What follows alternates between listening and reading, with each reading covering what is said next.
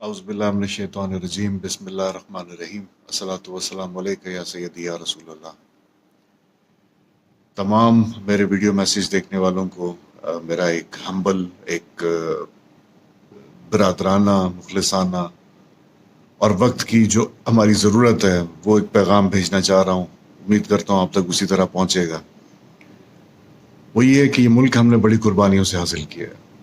मेरे अपने बुज़ुर्गों ने सार शरीफ के जो बुज़ुर्गान दीन थे, बड़ी कुर्बानियाँ, जिद्दोजहद, जान माल का हर किस्म का जो है वो कुर्बानियाँ दे के हम इस आज़ाद फ़िज़ा में सांस ले रहे हैं।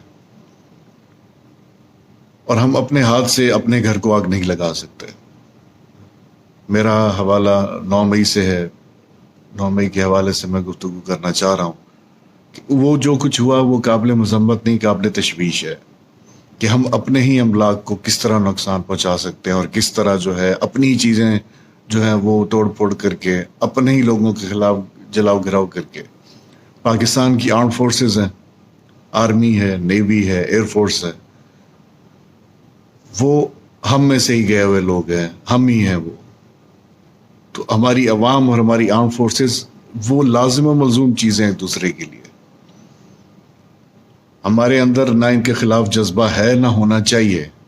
उसकी वजह यह है कि ये सरहदें हमारी जो मजबूत हैं और हम जो आसान ज़िंदगी एक केयर फ्री ज़िंदगी गुजारने का जो हम तरीक़ाकार है, हम सुबह जाते हैं, रात को घर वापस आते हैं, तो हमें अगर इन बॉर्डर्स पे लड़ने वाले, इन फ़िज़ाओं में और इन पानियों में लड़ने वाले जवानों के ऊपर अगर ट्रस्ट नहीं होता तो हम शायद ये अपनी रोज़मर्रा के काम काज ना कर रहे होते।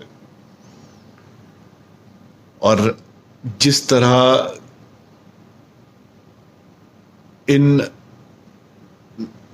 तनसीबात को नुकसान पहुंचाया गया, आग लगाएगी, गेट तोड़ के अंदर चले गए लोग, ये इनको सज़ा मिलनी चाहिए। मैं अपने पिछली वीडियोस में हफ्ता पहले जो बात की थी वो यही थी कि इनको सज़ा मिलनी चाहिए। लोग कुछ इनको डिफेंड कर रहे हैं। मेरे ही घर में अगर कोई शख्स मेरे ही घर की चीज़ें तोड़ रहा है तो मैं उसको रोकूंगा, उसको बुरा भला दिल में करके बैठ नहीं जाऊंगा। मैं चाहूंगा कि उसको इस चीज़ की सज़ा मिले और उसको पता चले कि अपने ही घर में तोड़ फोड़ नहीं करनी चाहिए।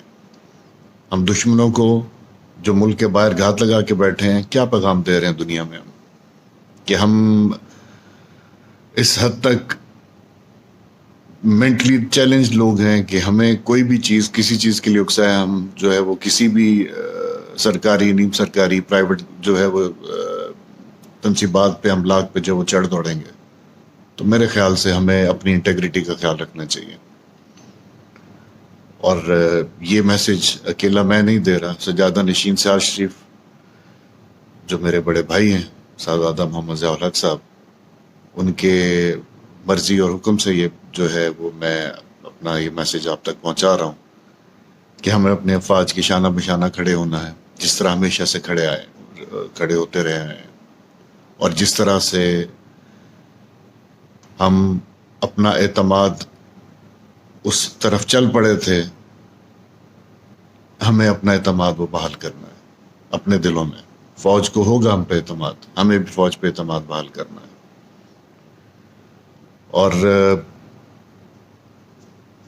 इख्तलाफात नज़रियाती हों, सियासी हों, इख्तलाफात आइडियोलॉजी किसी किस्म के हो सकते हैं।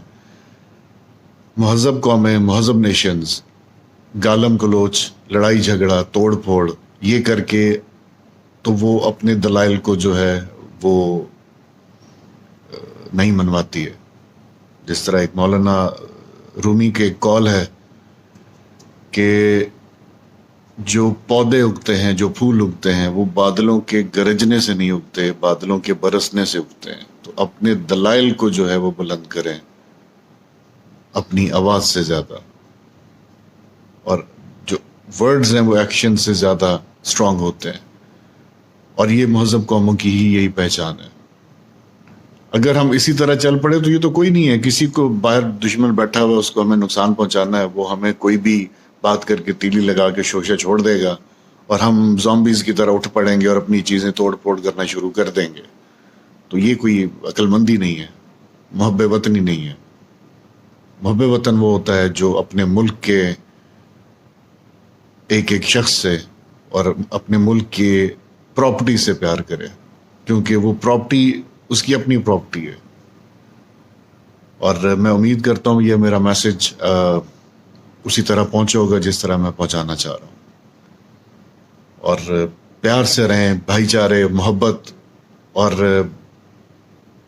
یہ ہمیں اپنا دین بھی یہی حکم دیتا ہے، اور بحیثیت قوم ہمیں اس چیز کی ضرورت بھی ہے، کیونکہ جس مشکل حالات سے آج ہم گزر رہے ہیں، نہ میں نے کبھی پڑھا ہے نہ سنا ہے کہ ہم اتنے مشکل اقتصادی حالات میں ہمارا ملک پہلے کبھی آیا ہے۔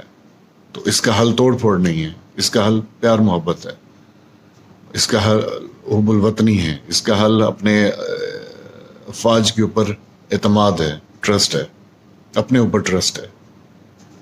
تو امید کرتا ہوں آپ لوگ اس چیز پہ غور کریں گے، اور بہت شکریہ، دعا میں یاد رکھیں۔ پاکستان زندہ باد۔